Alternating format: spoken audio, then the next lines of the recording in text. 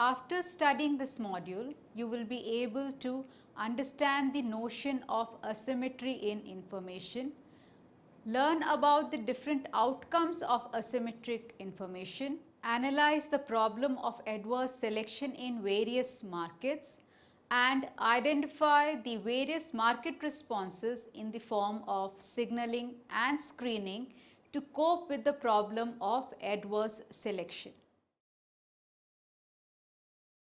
Asymmetric information. Till now, it has been assumed that consumers and producers have complete information about the economic variables that are relevant for the choices they face.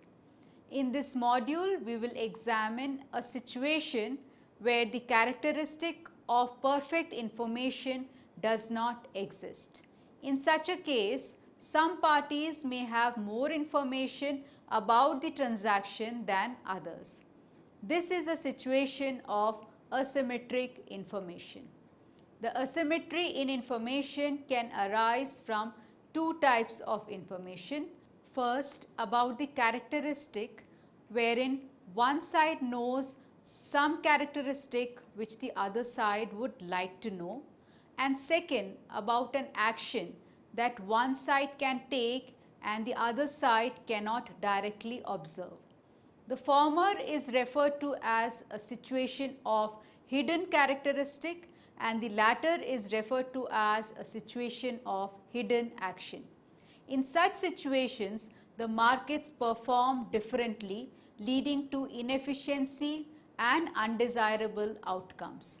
The present module focuses on hidden characteristics and the subsequent module discusses hidden action. Hidden characteristic, adverse selection.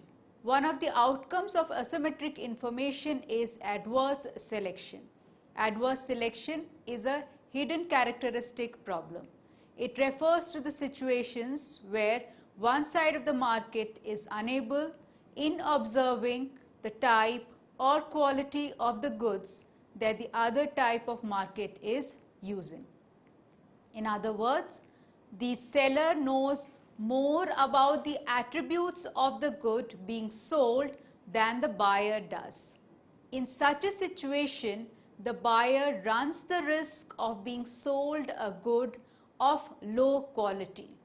That is, the selection of goods sold may be adverse from the standpoint of the uninformed buyer. The classic example of adverse selection is the market for used cars. Sellers of used cars know their vehicles' defects while buyers often do not. The owners of the worst cars are more likely to offer them at a price higher than their actual marginal cost because of the advantageous information asymmetry. Another example of adverse selection occurs in the labor market. The workers who vary in their abilities may know their own abilities better than do the firms that hire them. When a firm cuts the wage it pays, the more talented workers are more likely to quit, knowing they are better able to find other employment. Market for lemons. Now let us look at the standard example of a market for second-hand used cars to illustrate the implications of the problem of adverse selection. Consider a market with 100 people who want to sell their used cars and 100 people who want to buy a used car. Everyone knows that 50 of the cars are good cars and 50 are lemons, that is bad cars. The quality of each car is known to the current owner, but the prospective purchasers have no idea whether any given car is a good car or a lemon. The owner of a lemon is willing to give it for rupees 60,000 and the owner of a good car is willing to give it up for rupees 1,50,000. The buyers of the car are willing to pay rupees 2 lakh for a good car and rupees 90,000 for a lemon. If it is easy to verify the quality of the cars, there will be no problem in this market. The lemons will sell at some price between rupees 60,000 and rupees 90,000, and the good cars will sell at some price between rupees 1,50,000 and rupees 2 lakhs. But if the buyers are unable to observe the quality of the car, then in that case the worth of the car will be guessed by the buyer. Let us assume that if a car is equally likely to be a good car as a lemon, then a typical buyer would be willing to buy the expected value of the car. Using the numbers described above, this means that the buyer would be willing to pay half of 90,000 plus half of 2 lakhs, which is equal to rupees 1,45,000. At this price, the owners of the lemons would certainly be willing to sell their car, but the owners of the good cars wouldn't be willing to sell their cars. By assumption, they need at least 1,50,000 rupees to part with their cars. The price that the buyers are willing to pay for an average car is less than the price that the sellers of the good cars want in order to part with their cars. At a price of rupees 1,45,000, only lemons would be offered for sale. But if the buyer was certain that he would get a lemon, then he would not be willing to pay rupees 1,45,000 for it. In fact, the equilibrium price in this market would be somewhere between rupees 60,000 and rupees 90,000.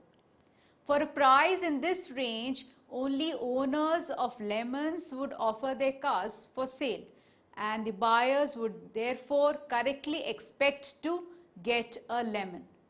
In this market, none of the good cars ever get sold, even though the price at which the buyers are willing to buy good cars exceeds the price at which sellers are willing to sell them. No such transactions will take place.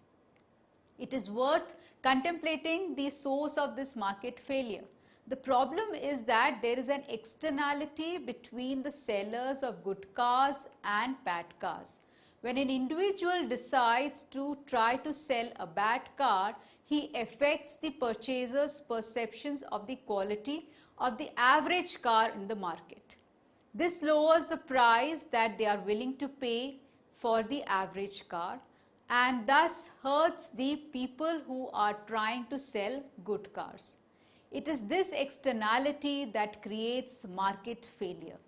The cars that are more likely to be offered for sales are the ones that people want most to get rid of. The very act of offering to sell something sends a signal to the prospective buyer about its quality. If too many low quality items are offered for sale, it makes it difficult for the owners of high quality items to sell their products. Quality choice. In the lemons model, there was a fixed number of cars of each quality. Now let us consider a variation on that model where quality may be determined by the producer. We will show how the equilibrium quality is determined in this simple market. Suppose that each consumer wants to buy a single umbrella and that there are two different qualities available. Consumers value high quality umbrellas at rupees 240 and low quality umbrellas at rupees 100. It is impossible to tell the quality of umbrellas in the store. This can only be determined after a few rainstorms. Now suppose that some manufacturers produce high quality umbrellas and some produce low quality umbrellas. Now suppose further that both high quality and low quality umbrellas cost rupees 180 to manufacture and that the industry is perfectly competitive. In such a situation, what would be the equilibrium quality of umbrellas produced? Now suppose that consumers judge the quality of the umbrellas available in the market by the average quality sold, just as in the case of the lemons market. If the fraction of high quality umbrellas is Q, then the consumer would be willing to pay P equal to 240Q plus 100 into 1 minus Q for an umbrella. There are three cases to consider here. First, only low quality manufacturers produce. In this case, then the consumers would be willing to pay only rupees 100 for an average umbrella. But it costs rupees 180 to produce an umbrella, so none would be sold. The second case is where only high quality manufacturers produce. In that case, the producers would compete the price of an umbrella down to marginal cost, that is rupees 180. The consumers are willing to pay rupees 240 for an umbrella, so they would get some consumer surplus in this case. Third case is where both qualities are produced. In that case, competition ensures that the price will be rupees 180. The average quality available must therefore have a value to the consumer of at least rupees 180. This means that we must have 240Q plus 100 into 1 minus Q greater than or equal to 180. The lowest value of Q that satisfies this inequality is 4 by 7. This means that if 4 by 7 of the suppliers are high quality, the consumers are just willing to pay rupees 180 for an umbrella. The determination of the equilibrium ratio of high quality producers is depicted in figure 3.1. The horizontal axis measures Q, the fraction of high quality producers, and the vertical axis measures the consumer's willingness to pay for an umbrella if the fraction of high quality umbrellas offered is Q. Producers are willing to supply either quality of umbrella at a price of rupees 180. So the supply conditions are summarized by the bold colored horizontal line at rupees 180. The slanted line represents the demand conditions. Consumers are willing to pay more if the average quality is higher. Consumers are willing to purchase umbrellas only if 250Q plus 100 into 1 minus Q is greater than or equal to 180. The boundary of this region is illustrated by the dashed line in the figure. The equilibrium value of Q is between 4 by 7 and 1.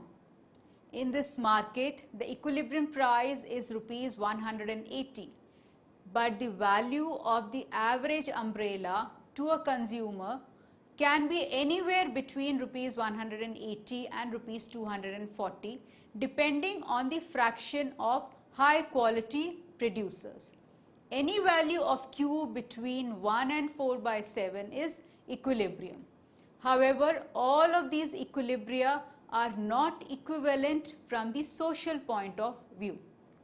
The producers get zero producer surpluses in all the equilibria due to the assumption of pure competition and constant marginal cost. Here it is easy to see that the higher the average quality, the better off the consumer is. The best equilibrium from the viewpoint of the consumer is the one in which only the high quality goods are produced. Now let us change the model a bit. Suppose that each producer can choose the quality of umbrella that he produces and that it costs rupees 180 to produce a high quality umbrella and rupees 170 to produce a low quality umbrella. Suppose that the fraction of producers who choose high quality umbrellas is Q, where Q lies between 0 and 1. Now consider one of these producers. If it behaves competitively and believes that it has only a negligible effect on the market price and quality, then it would always want to produce only low quality umbrellas. Since this producer is by assumption only a small part of the market, it neglects its influence on the market price and therefore chooses to produce the most profitable product. But every producer will reason the same way and only low quality umbrellas will be produced. But consumers are only willing to pay rupees 100 for low quality umbrella. So there is no equilibrium in this case, or the only equilibrium involves zero production of either quality of umbrella. The possibility of low quality production has destroyed the market for both qualities of the good. Market responses to adverse selection. From the above discussion, it is evident that asymmetric information can sometimes lead to a lemon problem.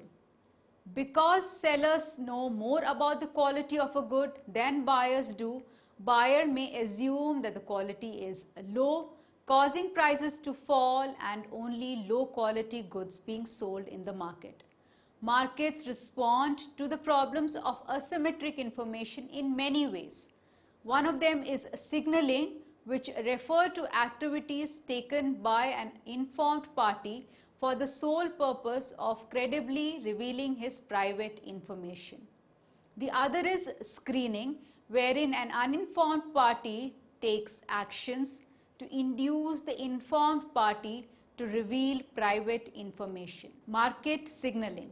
In the case of market for lemons, the owners of the good cars have an incentive to try to convey the fact that they have a good car to the potential buyer. But they would like to choose actions that signal the quality of their car to those who might buy it. One sensible signal in this context would be for the owner of a good used car to offer a warranty. This would be a promise to pay the purchaser some agreed upon amount if the car turned out to be a lemon. Owners of the good used cars can afford to offer such a warranty, while the owners of the lemons cannot afford this. This is a way for the owners of the good used cars to signal that they have good cars. In this case, signaling helps to make the market perform better. By offering warranty, that is the signal, the sellers of the good cars can distinguish themselves from the sellers of the bad used cars. Now let us consider a simple model of the education market to examine how signaling works. Suppose that we have two types of workers, able and unable, in a competitive market. The able workers have a marginal product of A2 and the unable workers have a marginal product of A1, where A1 is less than A2. Suppose that a fraction B of the workers are able and 1 minus B of them are unable. For simplicity, we assume a linear production function so that the total output produced by L2 able workers and L1 unable workers is A1 L1 plus A2 L2. If the worker quality is easily observable, then firms would just offer a wage of W2 equal to A2 to the able workers and of W1 equal to A1 to the unable workers. That is, each worker would be paid according to their marginal product and there would be an efficient equilibrium. But if a firm cannot observe the marginal products and distinguish the types of workers, then the best that it can do is to offer the average wage, which is W equal to 1 minus B A1 plus B into A2. As long as the good and the bad workers both agree to work at this wage, then there is no problem with adverse selection. And given the assumption about the production function, the firm produces just as much output and makes just as much profit as it would if it could perfectly observe the type of the worker. However, suppose that there is some signal that the workers can acquire that will distinguish the two types. For example, suppose that the workers can acquire education. Let E1 be the amount of education attained by type 1 workers and E2 the amount attained by type 2 workers. Suppose that the workers have different costs of acquiring education, so that the total cost of education for the able workers is C2E2 and the total cost of education for the unable workers is E1C1. These costs are meant to include not only the rupee cost of attending school, but also the opportunity cost, the cost of the effort required, and so on. Now there are two decisions to consider. The workers have to decide how much education to acquire, and the firms have to decide how much to pay workers with different amounts of education. Let us make the extreme assumption that the education doesn't affect worker productivity at all. It turns out that the nature of the equilibrium in this model depends crucially on the cost of acquiring education. Suppose that C2 is less than C1. This says that the marginal cost of acquiring education is less for the able workers than for the unable workers. Let E star be an education level that satisfies the following inequalities, that is A2 minus A1 by C1 is less than E star, which is less than A2 minus A1 by C2. Given the assumption that A2 is greater than A1 and C2 is less than C1, there must be such an E star. Now consider the following set of choices. The able workers all acquire education level E star and the unable workers all acquire education level 0. And the firm pays workers with education level E star a wage of A2 and workers with less education than this a wage of A1. Note that the choice of education level of a worker perfectly signals his type. Now the question is whether the workers are behaving rationally given the wage schedule they face. Would it be in the interest of an unable worker to purchase education level E star? The benefit to the worker would be the increase in wages A2 minus A1, and the cost to the unable worker would be C1 E star. The benefits are less than the cost if A2 minus A1 is less than C1 E star. But this condition holds by the choice of E star. Hence, this implies that the unable workers find it optimal to choose a 0 educational level. Now the question arises, is it actually in the interest of the able workers to acquire the level of education E star? The condition for the benefits to exceed the cost is A2 minus A1 should be greater than C2 E star. And this condition also holds due to the choice of E star. Hence, this pattern of wages is indeed equilibrium. If each able worker chooses education level E star and each unable worker chooses a 0 educational level, then no worker would have any reason to change his behavior. Due to this assumption about the cost differences, the education level of a worker can in equilibrium serve as a signal of the different productivities. However, this equilibrium is inefficient from the social point of view. Each able worker finds it in his interest to pay for acquiring the signal, even though it doesn't change his productivity at all. The able workers want to acquire the signal not because it makes them any more productive, but just because it distinguishes them from unable workers. Exactly the same amount of output is produced in the signaling equilibrium as would be if there was no signaling at all. In this model, the acquisition of the signal is a total waste from the social point of view. This inefficiency arises because of an externality. If both able and unable workers were paid their average product, the wage of the able workers would be depressed because of the presence of the unable workers. Thus, they would have an incentive to invest in signals that will distinguish them from less able. This investment offers a private benefit but no social benefit. Signaling doesn't always lead to inefficiencies. Some types of signals, such as the used car warranties described earlier, help to facilitate trade. In that case, the equilibrium with signals is preferred to the equilibrium without signals. So, signaling can make things better or worse. Each case has to be examined on its own merits. Screening. When an uninformed party takes an action to induce the informed party to reveal private information, the phenomenon is called screening. A person buying a used car may ask that it be checked by an auto mechanic before the sale. A seller who refuses this request reveals his private information that the car is a lemon. The buyer may decide to offer a lower price or to look for another car. In the insurance market, insurance companies have come up with a good number of screening devices.